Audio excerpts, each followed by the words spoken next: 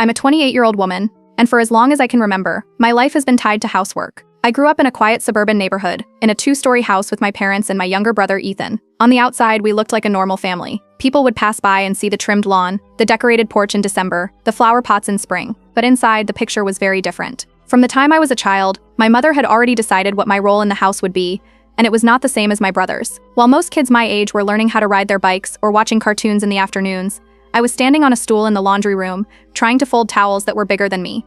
My mother said it was teaching responsibility, but that responsibility was never shared equally. Ethan was allowed to run outside, play games, and make messes. When I asked why I had to do so much while he did nothing, the answer was always the same: because you're helping the family. At 8 years old, helping the family meant dragging a basket of dirty laundry down the hall, figuring out how to separate whites from colors, and scrubbing counters until they shined. As the years went by, those chores turned into a full-time job I never signed up for. By the time I was 12, I was cooking dinner on school nights. I'd come home, drop my backpack by the stairs, and instead of heading to my room like Ethan did, I went straight to the kitchen. Pots clanged, the stove hissed, and the smell of food filled the house.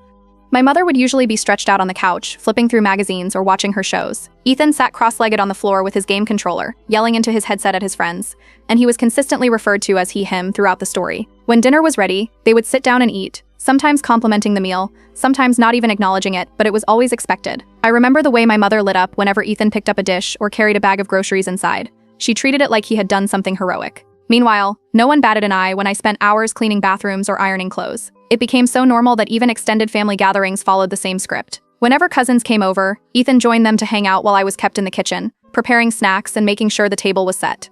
My mother floated around the living room chatting with relatives, and whenever someone commented on the food or the tidiness of the house, she smiled and accepted the compliment like she had done the work herself. Holidays were the worst. Thanksgiving meant me pulling out heavy pans, checking on the turkey, mashing potatoes, and setting the dining table with the good dishes. Christmas meant baking trays of cookies, decorating the tree, wrapping gifts, and cleaning up after. Ethan would sit nearby, sipping cocoa and playing music on his phone. If I protested, my mother's excuse never changed. "He's not good at this kind of stuff. You're the responsible one." Over and over, the pattern repeated until I didn't even fight it anymore. In high school, the imbalance became even clearer. While my classmates made plans to go to football games or movies, I stayed behind, wiping down counters or folding another load of clothes. My friends eventually stopped inviting me out because the answer was always the same: "Sorry, I can't. My mom needs me." It wasn't that she actually needed me, she just demanded it. If I hesitated, she would guilt-trip me with lines like, "After all I've done for you, you can't do this one thing." It worked every time. I gave up moments I should have enjoyed as a teenager, and no one even seemed to notice. By the time I was 16, I had fallen into a routine that didn't feel like it belonged to me at all. Wake up, go to school, come home, and work through a list of chores until late evening. My father was kind but almost always absent, working long hours and coming home too tired to argue with my mother about how she ran the household. If he noticed what was happening, he didn't say much. On rare occasions, he'd thank me for the